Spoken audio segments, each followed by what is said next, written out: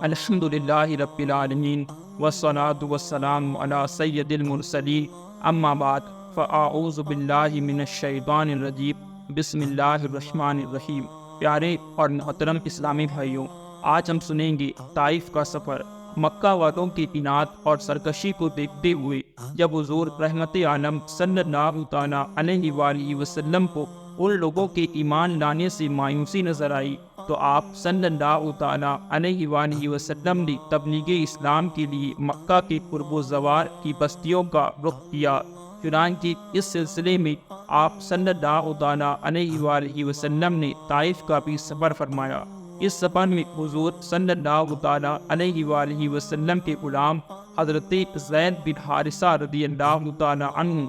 بھی آپ صلی اللہ تعالیٰ علیہ وآلہ وسلم کے ساتھ تھے۔ طائف میں بڑے بڑے عمراء اور مالدار لوگ رہتے تھے۔ ان رئیسوں میں عمرو کا خاندان تمام قبائل کا سردار شمار کیا جاتا تھا۔ یہ لوگ 3 بھائی تھے، عبد یالید، مسعود اور حبیب۔ حضور صلی اللہ تعالیٰ علیہ وآلہ وسلم ان تینوں کے پاس تشریف لے گئے اور اسلام کی دعوت دی۔ ان تینوں نے اسلام قبول نہیں کیا بلکہ انتہائی بیہودہ اور گستاخانہ جواب دیا۔ ان بد نصیبوں نے اسی پر بس نہیں کیا بلکہ طائف کے شریر گنڈوں کو ابھار دیا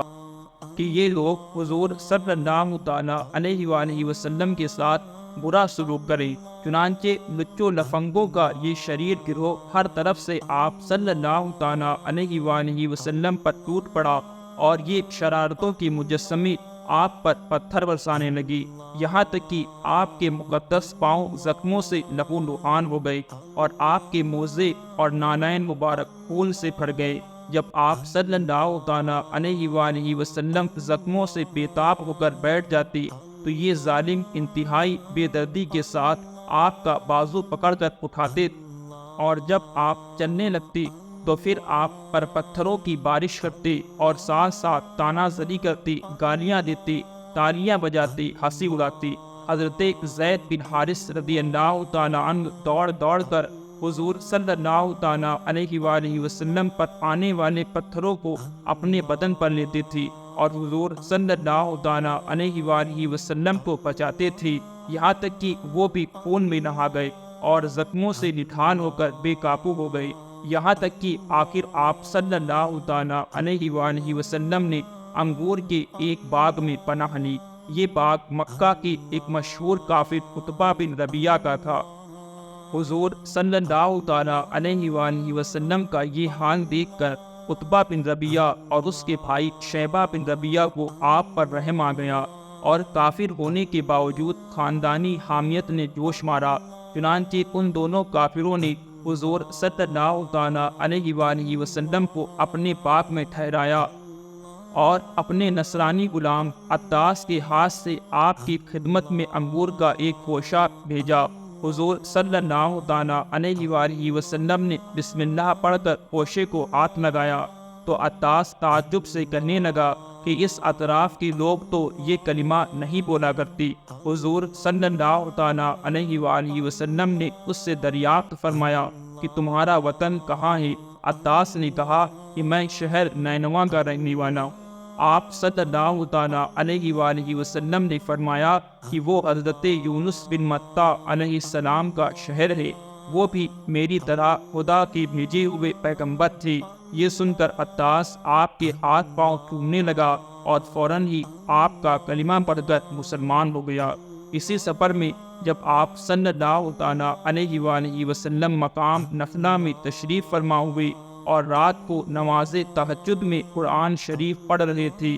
تو نصیبین کے جنوں کی ایک جماعت آپ صلی اللہ تعالیٰ علیہ وآلہ وسلم کی خدمت میں حاضر ہوئی اور قرآن سن کر یہ سب جن مسلمان ہو گئے۔ پھر ان جنوں نے لوٹ کر اپنی قوم کو بتایا تو مکہ مکرمہ میں جنوں کی جماعت نے فوج در فوج آ کر اسلام قبول کیا۔ چنانچہ قرآن مجید میں سورہ جن کی ابتدائی آیتوں میں خداوند عالم نے اس واقعے کا ذکر فرمایا ہے۔ مقام نخلا میں حضور صلی اللہ تعالیٰ علیہ وسلم نے چند دنوں تک قیام فرمایا پھر آپ صلی اللہ تعالیٰ علیہ وآلہ وسلم مقام حرا میں تشریف لائے اور قریش کے ایک ممتاز سردار مطعم بن عدی کے پاس یہ پیغام بھیجا کہ کیا تم مجھے اپنی پناہ میں لے سکتے ہو؟ عرب کا دستور تھا کہ جب کوئی شخص ان سے حمایت اور پناہ طلب کرتا، وہ اگرچہ کتنا ہی بڑا دشمن کیوں نہ ہو، وہ پناہ دینے سے انکار نہیں کر سکتے تھے۔ چنانچہ مطعم بن عدی حضور صلی اللہ تعالیٰ علیہ وآلہ وسلم کو اپنی پناہ میں لے لیا، اور اس نے اپنے بیٹوں کو حکم دیا کہ تم لوگ ہتھیار لگا کر حرم میں جاؤ، اور مطعم بن عدی خود گھوڑے پر سوار ہو گیا اور حضور صلی اللہ تعالیٰ علیہ وآلہ وسلم کو اپنے ساتھ مکہ لایا اور حرم کعبہ میں اپنے ساتھ لے کر گیا، اور مجمع عام میں اعلان کر دیا کہ میں نے محمد صلی اللہ تعالیٰ علیہ وآلہ وسلم کو پناہ دی۔ اس کے بعد حضور صلی اللہ تعالیٰ علیہ وآلہ وسلم نے اطمینان کے ساتھ حجر اسود کو بوسہ دیا اور کعبے کا طواف کر کے حرم میں نماز ادا کی، اور مطعم بن عدی اور اس کے بیٹوں نے تلوار کے سائے میں آپ صلی اللہ تعالیٰ علیہ وآلہ وسلم کو آپ کے دولت خانے تک پہنچا دیا۔ اس سفر کے مدتوں بعد ایک مرتبہ ام المومنین حضرت عائشہ صدیقہ رضی اللہ تعالیٰ عنہا نے حضور اقدس صلی اللہ تعالیٰ علیہ وآلہ وسلم سے دریافت کیا کہ یا رسول اللہ صلی اللہ تعالیٰ علیہ وآلہ وسلم، کیا جنگ احد کے دل سے بھی بڑھ کر کوئی سخت دل آپ پر گزرا ہے؟ تو آپ صلی اللہ تعالیٰ علیہ وآلہ وسلم نے ارشاد فرمایا کہ ہاں اے عائشہ رضی اللہ تعالیٰ عنہا، وہ دن میرے لیے جنگ احد کے دن سے بھی زیادہ سخت تھا، جب میں نے طائف میں وہاں کے ایک سردار عبد یالیل کو اسلام کی دعوت دی۔ اس نے دعوت اسلام کو حقارت کے ساتھ ٹھکرا دیا اور اہل طائف نے مجھ پر پتھراؤ کیا۔ میں اس رنج و غم میں سر جھکائے ہوئے چلتا رہا، یہاں تک کہ مقام کرنس ثعالب میں پہنچ کر میرے ہوش و حواس بجا ہوئے۔ وہاں پہنچ کر جب میں نے سر اٹھایا تو کیا دیکھتا ہوں کہ ایک بدلی مجھ پر سایہ کیے ہوئے ہے۔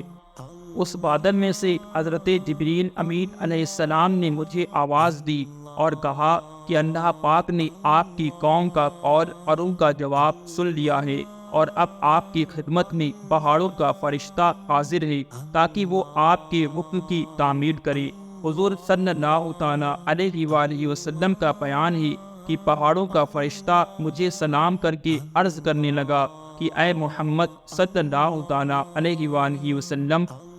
اللہ پاک نے آپ کی قوم کا قول اور انہوں نے جو آپ کو جواب دیا ہے وہ سب کچھ سن لیا ہے، اور مجھ کو آپ کی خدمت میں بھیجا ہے تاکہ آپ مجھے جو چاہیں حکم دیں اور میں آپ کا حکم بجا لاؤں۔ اگر آپ چاہتے ہیں کہ میں اکشبین یعنی ابو قبیس اور گئی کعان دونوں پہاڑوں کو ان کفار پر پلٹ دوں تو میں پلٹ دیتا ہوں۔ یہ سن کر حضور رحمت عالم صلی اللہ تعالیٰ علیہ وآلہ وسلم نے جواب دیا کہ نہیں، بلکہ میں امید کرتا ہوں کہ اللہ پاک ان کی نسلوں سے اپنے ایسے بندوں کو پیدا فرمائے گا جو صرف اللہ پاک کی ہی عبادت کریں گے اور شرک نہیں کریں گے۔ صلو علی الحبیب صلی اللہ تعالیٰ علی محمد صلی اللہ علیہ وسلم۔